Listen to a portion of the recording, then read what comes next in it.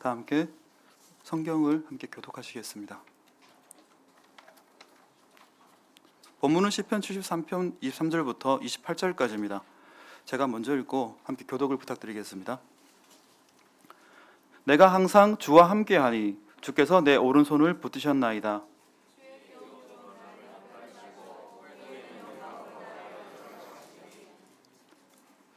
하늘에서는 주 외에 누가 내게 있으리요 땅에서는 주밖에 내가 사모할 이가 없나이다.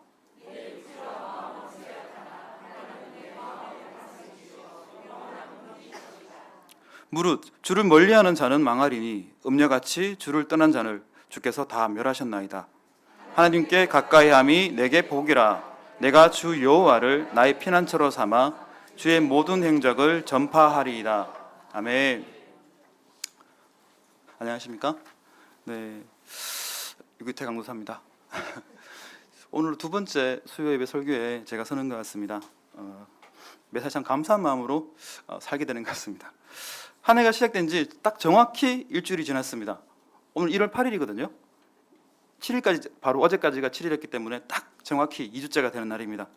금년을 시작하시면서 혹시 작정하셨던 계획들이 있으신가요? 나는 이번에 성경 하루에 10장씩 꼭 읽어야지. 그런 분 계세요? 난 또 새벽기도 꼭 열심히 나와야지. 그런 분 계시는가요? 또 큐티는 꼭 해야지. 그러는 계획들을 잡으신 게 있으시다면 꼭 성공하시기를 축복하겠습니다. 하지만 그렇지 않다고 하더라도 이제 겨우 일주일 지났으니까 아직 괜찮아요. 아직 세이브니까 우리가 작심삼일로 실패한 게 아니라 다시 목표를 재분석하는 그런 단계라 생각을 합니다. 용기를 잃지 마시고 다시 한번 하시기를 바라겠습니다. 날로 새로워지리라 하는 마음으로 하시기를 축복합니다. 그런데 혹시 해 아래 새 것은 없나니 이렇게 말씀하시면서 나는 그냥 이대로 살 거야 라고 말씀하신 분은 따로 계시진 않으시겠죠. 근데 우리가 젊게 산다는 건 뭐냐면 새로운 뭔가를 한다는 게 젊게 산다는 것 같습니다. 안 읽던 성경도 많이 읽고 기도도 열심히 하고 또 전도도 하고 이런 부분이 우리를 더욱더 새롭게 하고 하나님 앞에 가까워지는 그런 길이라 생각을 합니다. 한 해 그렇게 살 수 있기를 여러분께 축복합니다. 자꾸 제가 말씀을 더듬네요. 제가 너무 긴장을 해가지고 그런 것 같습니다. 네. 지난 시간에는 욥기를 통해서 의롭게 하시는 하나님이라는 주제로 여러분과 말씀을 나눴습니다. 내용의 요지는 뭐냐면 구약도, 구약 이전에도 그리고 신약에도 우리를 의롭게 하시는 것은 우리의 행위가 아니라 하나님의 은혜다라고 여러분께 말씀을 드렸었습니다. 이 욥기를 주제로 여러분과 칭의에 대해서 나눴던 부분들은 뭐냐면 신약 성경을 통해서는 이 칭의를 설명을 많이 들으시지만 구약 자체만으로 말씀하시는 것이 행위가 아니라 오직 은혜임을 여러분과 설명드리고 싶었습니다. 또한 원래 이 욥기에 처음에 구성할 때는 총 3가지로 구성했었습니다. 하나는 의롭게 하시는 하나님, 그리고 믿음의 결과, 오늘 같이 나누게 될 복되신 하나님이라는 내용이었습니다. 다만 그 내용을 다른 본문과 제목으로 여러분과 나누려고 합니다. 구약도 신약도 복에 대해서는 말씀들을 하시지만은 성경에서는 문자적으로 볼 때 약간 다른 것 같습니다. 구약에서는 형통의 복을 얘기하는 것 같고 또한 신약에서는 천국의 복을 말씀하시는 것 같습니다. 그래서 어떤 분들은 하나님의 복을 세상적으로 이해해가지고 번영주의 신학에 빠지신 분들도 계십니다. 하나님이 복을 주시는데 왜 가난한가? 라는 이해를 하시는 거죠. 분명히 말라기 말씀에는 너희가 11조를 바쳐보아라. 그럼 내가 너희에게 복을 주는지 안 주는지 시험해 보아라 라고까지 말씀을 하십니다. 그 이유 때문에 많은 분들이 본인의 신앙의 결과를 나의 성공과 또한 그 번영에서 찾고 있습니다. 그러나 반대로 신약에서는 예수님께서는 이 땅에서의 성공과 물질적인 부유로 복으로 말씀하고 계시지는 않은 것 같습니다. 오히려 하나님과 재물을 함께 섬길 수 없다고 주님께서 말씀을 하십니다. 그리고 바울은 심지어 돈을 사랑하는 것이 일만하게 뿌리다 라고 말씀하십니다. 그렇다면 성경에서는 구약과 신약에서 복을 서로 다르게 말씀하고 계신 걸까요? 그렇지 않습니다. 아까 제가 말씀드렸던 의가 우리를 의롭게 하심이 구약도 신약도 그 이전도 하나님의 은혜로 칭의받듯이 마찬가지로 복 또한 구약도 신약도 그 이전도 동일합니다. 하나님은 한 분이시고 동일하신데 주시려는 그 복이 다를 수가 있겠습니까? 먼저 본문을 다시 한 번만 같이 한번 봐주셨으면 합니다. 시편 73편은 본문을 좀 부탁드리겠습니다. 네네. 시편 73편은 1절부터 이제 28절까지 구성이 되어 있는데 이 시편 13편은 이제 그 1절부터 23절까지 그리고 24절부터 28절까지를 구분할 수가 있습니다. 그 구분하는 이유는 뭐냐면 1절부터 23절까지가 이 시인이 신앙을 하러가면서 유혹받습니다. 왜냐하면 나는 열심히 살았는데 나는 힘들어지고 악한 사람은 잘 되니까 너무 원통한 겁니다. 그 부분 때문에 시험 들지만 끝까지 이 시인은 시험을 극복하고 하나님을 발견하게 됩니다. 내가 악인의 성공함으로부터 유혹받지 않은 것은 하나님이 나를 붙들어 주셨습니다 라고 고백하게 되는 것입니다. 23절의 말씀이 바로 내가 항상 주와 함께하니 주께서 내 오른손을 붙드셨나이다 라고 고백하는 부분이 바로 시인의 그런 자기 고백적인 얘기인 겁니다. 1절부터 이제 23절까지는 어떤 내용이냐면 나는 의롭게 살았지만 내가 실족할 뻔했다. 하지만 23절에 바로 주께서 내 손을 붙드셔서 내가 살아있다 이렇게 고백하는 것입니다. 그리고 24절 이후부터가 28절까지가 바로 나를 도우신 하나님을 가까이함이 내게 복이다고 바로 시인은 자기의 신앙 고백을 하고 있습니다. 그래서 제가 나름은 이 73편을 두 부분으로 나눠봤고 그리고 뒤에 있던 신앙 고백을 오늘 주제로 삼아 여러분과 말씀을 드리려고 합니다. 먼저 구약의 복을 설명드리면은 가장 우리가 많이 보는 것은 뭐냐면 여호수아서일 거라 생각을 합니다. 우리가 새해가 시작되면은 어떤 사업을 하거나 학교를 진학하거나 그리고 뭔가를 시작할 때 여호수아에서 설명을 많이 듣습니다. 강하고 담대하라. 왜냐하면 뭔가 두려운 일이 있을 때 하나님 너희가 함께 하실 거야. 용기를 내. 라고 격려하는 그런 부분에서 많이 큰 위로를 받습니다. 하나님께서 창세기에서 아브라함과 언약하시고 주시리로 한 땅이 가나안 땅이었습니다. 이스라엘 민족은 출애굽 이후 광야 40년을 거치면서 가나안 땅으로 들어가게 되었는데 마치 하나님께서 이 이스라엘 민족을 가나안 땅으로 데려가는 것이 목적인 것처럼 성경은 묘사되어 있습니다. 그게 틀렸다고 말씀드리는 거 아니에요. 하지만 또한 그들이 가나안 삶에서 볼 때 말씀을 잘 지키면은 형통케 되고 말씀을 잘 못 지키면은 심판받는 그런 일이 반복됩니다.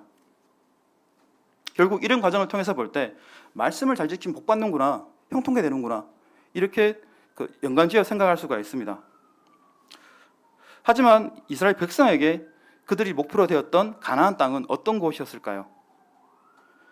40년 동안 이스라엘 백성들은 광야를 돌아다니면서 여호와를 어떻게 경외하는 것인가를 배우게 됩니다. 모세를 통하여서 율법을 배우고 제사를 드리는 것을 배우고 그리고 삶을 절제하고 하나님 앞에 경건한 삶을 사는 것을 배웁니다. 하지만 이 놀랍게도 이 이스라엘 백성들은 가나안 땅에 들어가서 급속하게 부패합니다. 말씀을 배웠고 깨달았지만 하나님이 주셨던 축복된 땅 가나안 땅에 들어가자마자 여호수아와 그 시대의 장로들이 죽은 다음부터는 순식간에 부패하게 되어버리는 것입니다. BC 1400년 무렵 이제 이스라엘 백성은 가나안 땅에 들어가게 되는데요. 하지만 BC 590년 바로 남유다가 망할 때까지 800년 동안 이스라엘 백성들은 범죄하고 회개하고 다시 구원받고 또다시 범죄하고 이 과정을 반복하게 되는 것입니다. 그들이 그와 같이 어쩌면 살아갔던 것은 하나님이 목적이 아니라 가나안 땅에서의 번영이 목적이었습니다. 그들에게 하나님을 섬긴다는 것은 뭐냐면 가나안 땅에서 번영하기 위한 수단이었습니다. 하나님이 우리가 열심히 섬기면 하나님 복 주신다 라고 생각했던 거죠. 근데 우리가 잘하는 것은 뭐냐면 목적이 있으면 수단은 가변적인 것입니다. 뭔가 잘 안 되면 다시 바꾸는 거예요. 그들에게 하나님인 수단이셨던 겁니다. 그들이 볼 때 낡은 성막 하나에 하나님이 계시고 그리고 며칠을 걸쳐서 성전을 찾아가야 됐고 기껏 찾아가게 되면은 이제 핏덩이 들고 이렇게 흔드는 게 제사의 전부라고 보니까 이 사람들 마음 가운데 과연 이게 내게 복이 될까? 라고 생각했을 수 있을 것 같아요. 결국 이들은 정말 큰 나무, 큰 바위, 정말 신 같아 보이는 것들에 찾아가게 되는 것입니다. 그리고 그들 가운데 화려한 예식 가운데 여호와를 섬기는 것이 아니라 급속히 이제 우상 숭배로 빠져드는 것입니다. 결국 그들의 목적에 더욱 그럴듯한 수단을 찾아서 하나님을 떠나가게 됩니다. 그것이 이스라엘 백성의 우상 숭배였습니다. 그러나 그러한 자신들의 결정이 또 하나님에 대한 배신에 대한 그런 결국이 그들 자신을 결국 노예로 팔리게 만들었습니다. 또한 사사기 끝에 대한 사사기의 끝 장면을 말씀드리면 그들에게 왕이 없었기 때문에 신앙을 자기 마음대로 신앙을 하였더라라는 구절이 있습니다. 근데 이미 그들에게 왕이 있었어요. 그건 하나님이셨습니다. 하지만 그들의 마음 가운데 하나님을 왕으로 보지 못했습니다. 사무엘서에는 어떻게 말을 하냐면 사무엘에게 이스라엘 백성이 이제는 우리도 왕을 주세요 라고 말을 할 때 하나님이 어떻게 말씀하시냐면은 저들이 나를 버렸다고 말씀하십니다. 내가 저들의 왕되기를 저들이 버렸다고 하나님은 말씀하시는 것입니다. 그런 그들은 배신의 결과가 바로 이웃 나라로부터 자신들을 구원받고 복받기 위해서 하나님이 아니라 다른 왕을 세웠지만 결국 500년이라는 시간 동안에 마주한 것은 멸망이었습니다. 고난과 불신앙, 우상 숭배였고 그들이 선택한 왕들을 통해서 결국 멸망으로 차근차근 나아가게 됩니다. 그들이 복인 줄을 알고 구하고 노력한 가나안 땅에서의 삶이 결국에는 세상의 복을 따라 살아가다가 멸망을 마주하게 된 것입니다. 잘난 인간의 능력이 얼마나 허망한지를 그들은 500년의 생활 가운데 바벨론 포로를 거치면서 깨닫지 못했습니다. 사람의 능력이 아니라 하나님을 의지해야 함을 그 과정에서 배웠겠지만 그러지 못했습니다. 예수님이 오실 때까지 이스라엘 백성은 어떤 걸 찾냐면 다윗 같은 왕이었습니다. 왕. 사무엘서에 말씀하신 것처럼 왕인 하나님을 버리고 인간의 왕을 세웠습니다. 하지만 800년 이후에 500년 이후에 그 왕을 통해서 맞이한 것은 유다의 멸망이었습니다. 사람들은 그 안에서 사람을 신뢰하지 않고 하나님을 만났어야 했지만 그러지 못하고 바로 자신들의 실수를 반복했던 것입니다.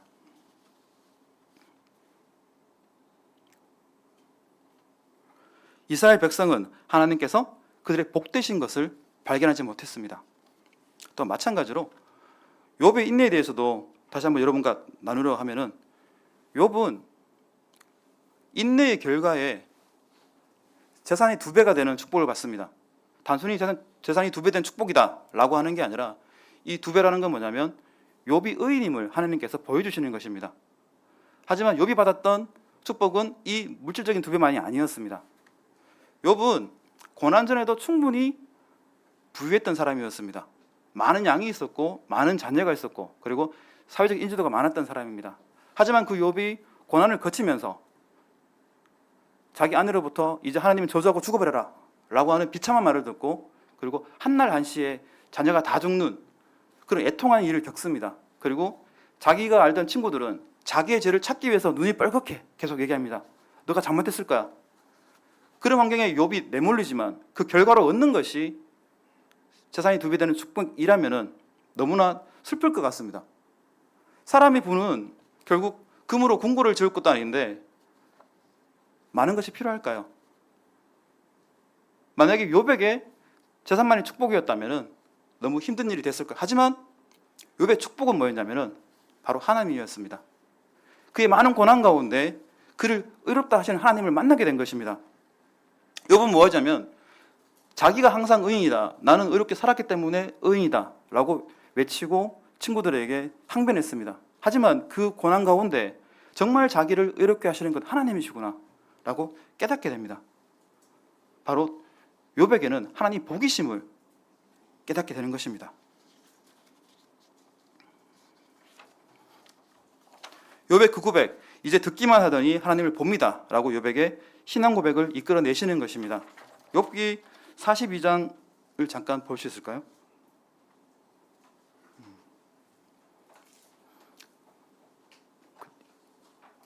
2장 3절입니다. 네. 무지한 말로 이치를 가리는 자가 누구니까? 나는 깨닫지도 못한 일을 말하였고 스스로 알 수 없고 헤아리기도 어려운 일을 말하였나이다. 욥의 이 고백이 뭐냐면 나는 의인이다 라고 외쳤던 욥의 그런 말에 대한 자기의 반성적인 얘기들입니다. 하나님은 그 가운데 욥의 고난을 통해서 욥에게 깨닫게 하신 것입니다. 네가 어려운 것이 아니라 내가 너를 의롭게 하였다. 욥의 고난 가운데 마주친 것은 뭐냐면 여호와 하나님이셨습니다. 이스라엘 백성과 달리 욥은 그 안에서 하나님 복임을 깨닫고 만나게 되었습니다. 하나님께서 이스라엘 백성과 욥에게 주시려고 한 것은 바로 그들이 하나님의 백성으로 살아가는 것이었습니다. 신명기의 말씀에 너희가 내 말씀에 거하면 너희는 나의 백성이 되고 나는 너희 하나님이 될 것이다 라고 말씀하셨습니다. 가나안 땅이 아니라 하나님 백성 되는 것이 이스라엘 백성이 주셨던 복이었습니다. 그렇게 본다면 어쩌면 가나안 땅은 그들에게 하나님의 복이 임한 땅이 아니었습니다. 오히려 그런 그들에게 진정한 복이 임한 땅은 광야였습니다. 그 모든 결과 그들이 내가 이 하찮은 것을 싫어하노라 라고 말을 했던 광야에서 그 삶이 진정한 복이었던 것입니다. 모든 역사 가운데서 이스라엘의 모든 역사 가운데서 참으로 하나님의 백성으로 살았던 것은 광야에서 산 기간뿐이었습니다. 하나님의 영광이 드러나고 직접적인 하나님의 능력이 드러나고 그리고 여호와 하나님께 온전한 경배가 있는 무엇인지 배웠던 그 땅, 바로 그 땅이 바로 오히려 더 이스라엘 500년을 거치면서 바라봤던 곳이 바로 광야였습니다. 다시 하나님 만나는 것, 하나님 복임을 깨닫는 것, 그것이 이스라엘 백성에게 복이었습니다. 오늘 시편의 말씀처럼 내 육체와 마음이 쇠약한 사람임을 깨닫고 참된 복, 하나님을 만나는 곳이었습니다. 본문을 보시면 본문 시편 73편입니다. 3편에 시편 73편의 26절 좀 부탁드리겠습니다. 26절. 네. 내 육체와 마음은 쇠약하나 하나님은 내 마음의 반석이요 영원한 분기시시라. 시인은 의롭게 살아가지만 본인의 악인의 성공으로부터 유혹받고 힘들어합니다. 그리고 이 유혹 부분을 내 마음이 약하였고 미약하였구나 깨닫게 됩니다. 그리고 내 이 미약한 마음을 붙잡아 주신 하나님이시다 라고 고백을 하는 것입니다. 이 광야의 삶이 그리고 욥기의 이런 삶이 하나님께서는 이들에게 하나님이 복이심을 깨닫게 해주시는 것입니다. 그렇다면 신약에서는 또 무엇을 복이라고 말씀하실까요? 물론 다들 아시겠지만 적어도 물질적인 것을 부라고 말씀하시진 않습니다. 제가 왜 이렇게 여러분이 다 아실 것 같은 복에 대해서 말씀을 드리냐면은 때로는 우리 가운데 물질적인 것이 부라고 생각하시는 분들이 계시기 때문입니다. 분명히 성경이 말씀하신 바는 뭐냐면 하나님이 복이라고 말씀을 하십니다. 신약 또한 동일하게 말씀을 하십니다. 앞서 말씀드린 것처럼 주님께서도 직접적으로 말씀을 하십니다. 재물과 하나님을 함께 섬길 수가 없다고, 그리고 불의한 재물에도 충성된 자가 참 충성된 자다라고 말씀을 하십니다. 근데 이 구절은 많은 오해를 불러일으킵니다. 불의한 재물에 충성되다. 어떻게 이해를 하시는가요? 불의한 방법으로 돈을 모아서 이거를 헌금하면 하나님 기뻐하실까요? 우리가 법인카드를 긁어서 어쩌면 법인카드를 긁어서 기름을 넣고 밥을 사 먹을 수 있어요. 그 돈을 차곡차곡 모아서 큰 돈을 교회에 헌금했어요. 그럼 그 돈으로 많은 일을 하고 하나님 영광을 돌려드렸겠지만 과연 그것을 기뻐하실까요?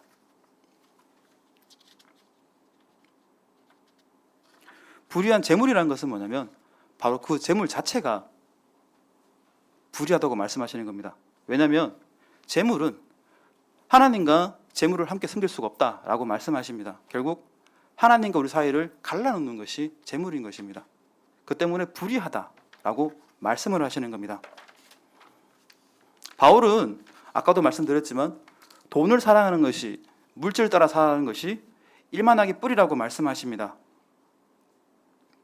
성경을 살펴보아도 부유했던 사람 중에서 안 망한 사람이 누가 있을까요? 솔로몬은 하나님께서 모든 부를 주셨던 왕이었습니다.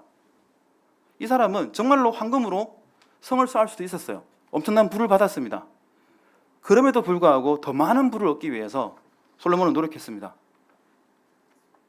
그 결과가 뭐냐면 하나님이 금하신 모든 것을 솔로몬은 다 하게 됩니다. 모세가 너희가 가나안 땅에 들어가면 이런 거 하지 마라 라고 했던 게 있었습니다. 애굽에서 말을 타지 마라, 그리고 많은 아내를 두지 마라, 이방 결혼하지 마라, 이렇게 말씀들을 하십니다. 하지만 솔로몬은 그것을 넘어서서 적극적으로 이제 악을 행하게 됩니다. 오히려 말을 사와서 먼 중동 땅에 팔아버립니다. 그리고 자기의 경제적인 부분과 동맹을 위해서 주변에 많은 이방 사람들과 결혼해가지고 많은 후궁들을 거느리고 그 모든 거룩한 이스라엘 땅 안에 우상 성전으로 가득 채워버립니다. 재물은 사람을 부패하게 만드는 것입니다. 부패하게 하기 쉽습니다. 물론 재물을 버는 게 나쁜 것은 아닙니다. 그러나 그것이 삶의 목적이 되면 곤란하다고 말씀을 드리는 것입니다. 목사님께서 주일 설교 때 이번 주에 말씀하신 것처럼 떡 위에 물을 던져라 라고 말씀하신 게 혹시 기억하실지 모르겠습니다. 존 웨슬레 목사님에 대해서 언급하시면서 열심히 일해서 돈을 많이 벌고 그리고 그 돈을 절약하고 가난한 사람을 구제하라고 말씀하셨습니다. 결국 재물은 그리고 가난한 사람을 구제하는 것이 하나님께 구워주는 것이고 또한 축복의 씨앗을 심는 것이라 말씀을 하십니다. 결국 재물은 하나님의 영광을 위한 수단으로 쓰일 때 가장 가치가 있다는 생각이 듭니다. 신대원에서 만났던 한 분 얘기를 해드리면은 이분은 저보다 나이가 훨씬 많으셨어요. 한 10살 정도 많게 보이셨는데 제가 듣고도 못 믿었던 게 뭐냐면 개인 자영업을 하셨던 분이셨는데 옷도 남루하고 그리고 사시는 것도 좋은 곳이 아니셨어요. 차 또한 별로 좋지 않았습니다. 하지만 내 수익이 얼마가 돼? 이렇게 말씀하실 때 깜짝 놀랐어요.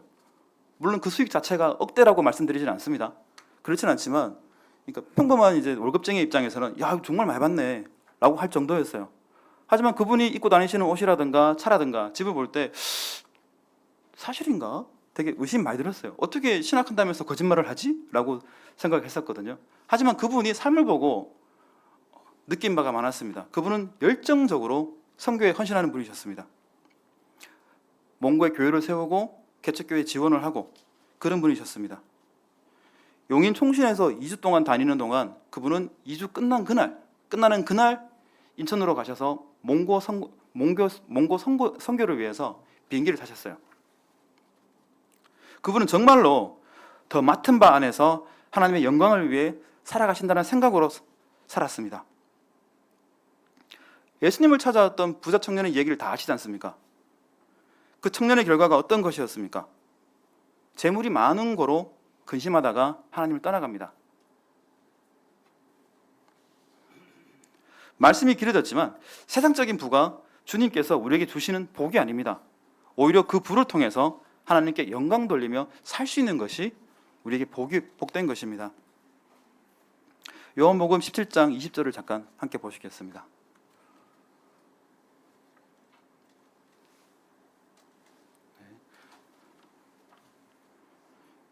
같이 읽으시겠습니다. 내가 비옵는 것은 이 사람들만 위함이 아니요 또 그들의 말로 말미암아 나를 믿는 사람들도 위함이니. 다음 절 네네 21절 네. 아버지요 아버지께서 내 안에 내가 아버지 안에 있는 것 같이 그들도 다 하나가 되어 우리 안에 있게 하사 세상으로 아버지께서 나를 보내신 것을 믿게 하옵소서. 내게 주신 영광을 내가 그들에게 주었사오니 이는 우리가 하나 된 것 같이 그들도 하나 되게 하려 함이니이다. 예수님께서 목적은 분명히 밝히셨습니다. 하나 되게. 진정 우리에게 주시는 복은 하나님과 동행하며 살아가는 것입니다. 하나님의 백성, 하나님 자녀로 살아가는 것입니다. 그렇다면 천국은 무엇인가요? 천국은 무엇인가요? 왜냐하면 심령이 가난한 자는 천국이 될 것이라 라고 말씀하십니다. 천국은 무엇일까요? 저는 이렇게 생각합니다. 우리가 하나님 백성으로 살아갈 때 천국 우리가 주시는 상급이다라는 생각을 합니다. 우리의 목적은 천국이 아니라 하나님입니다. 누가복음과 마태복음에는 달란트와 문화의 비유를 보실 수가 있습니다. 다 5달란트 받은 사람, 10문화 받은 사람. 주인이 먼 땅을 갈 때 이 사람들에게 재물을 맡기고 이걸로 장사를 해라고 얘기를 합니다. 이 많은 종들은, 이제 충성된 종들은 성실하게 일을 해서 자기 받은 것만큼 남겼습니다. 그런데 그 주인이 돌아와서 결산할 때 종들에게 하신 말씀이 뭐냐면 나의 잔치에 참여하여라, 그리고 마을을 다스려라 라고 말씀을 하십니다. 이 말씀드린 이유가 뭐냐면 우리가 살아가는 목적은 바로 하나님이라고 여러분께 말씀을 드리고 싶습니다. 천국과 다른 무엇에 초점이 놓쳐지는 게 아니라 오직 하나님, 말씀을 깨달아가고 우리를 인도하시는 하나님을 보는 것이 우리의 복이라 생각을 합니다. 한 가지 비유로만 더 말씀드리고 마칠까 합니다. 비록 저는 없지만 그 많은 분들께서 자녀가 있으실 거라 생각을 합니다. 아이가 아플 때 병원 가서 주사를 맞춰야 되는데 엄마 나 가기 싫어 뗐으면 여러분 어떻게 하시는가요? 나 안 갈래? 막 울고 이렇게 막 지질 끌고 가면은 여러분 어떻게 하시는가요? 혹시 맛있는 선물이라든가 뭐 돈가스 이런 걸로 유혹하지 않으시는가요? 내 사줄게 이러면서 너 가면은 또 뭐 사줄게 이런 식으로 말씀들을 하시면서 유혹하지 않나요? 그 아이는 어쩌면은 부모 손에 이끌려서 병원 갔다가 먹는 돈가스가 어쩌면 또봇이 그에게 복일 수가 있습니다. 와, 이렇게 좋은 선물을. 하지만 그에게 참된 복은 뭐냐면 그가 병원 가서 치료받는 것입니다. 그리고 그를 사랑하는 부모님이 계신 겁니다. 사랑하는 여러분, 우리 복이 뭐냐면 너무 많은 것을 우리가 품고 살아가지만 우리의 복은 우리를 사랑하시고 우리를 치유한 하나님이 계시다는 게 우리의 복입니다. 신약과 구약과 그 이전 시대조차도 하나님 우리를 치유하시고 인도하 가셨습니다. 바로 하나님 우리의 복이 되시는 것입니다. 누가복음 10장 20절은 이렇게 말씀합니다. 많은 제자들이 예수님을 떠나가서 전도를 하고 놀라운 기적들을 일으킵니다. 귀신을 쫓아내고 치유를 하고 다 돌아왔을 때 그때 주님 이렇게 놀라운 일들이 일어났어요 라고 자랑하자 예수님은 한마디 하세요. 얘들아, 귀신이 너희들에게 항복한 것을 자랑하지 마라. 그걸 기뻐하지 마. 너희 이름이 하나님 나라에 기록된 것을 기뻐해라 라고 말씀하셨습니다. 우리가 너무 많은 것을 바라고 살아가지만 정말 참된 복은 주의 나라 가운데 우리 이름이 적힌 것이 가장 큰 복이 아닐까 생각을 합니다. 너무 세상에 매여 사지 않기를 축복합니다. 이 한 해 복되신 하나님을 깨닫는, 또 우리가 하나님의 가까이 함이 우리의 복임을 깨닫는 한 해가 되시기를 축복합니다. 기도하겠습니다. 사랑이 많으신 하나님, 자비하신 아버지 너무나 감사드립니다. 오늘 수요 기도회를 맞이하여서 또 주의 교회에 나와 말씀을 듣게 하시고 우리 가운데 복이 무엇인지를 배우게 하셨습니다. 우리 안에 너무 많은 생각들이 있고 또한 원하는 바가 많습니다. 하나님 그러하오나 다 내려놓고 오직 하나님만 보는 시간 될 수 있도록 주님 허락하옵소서.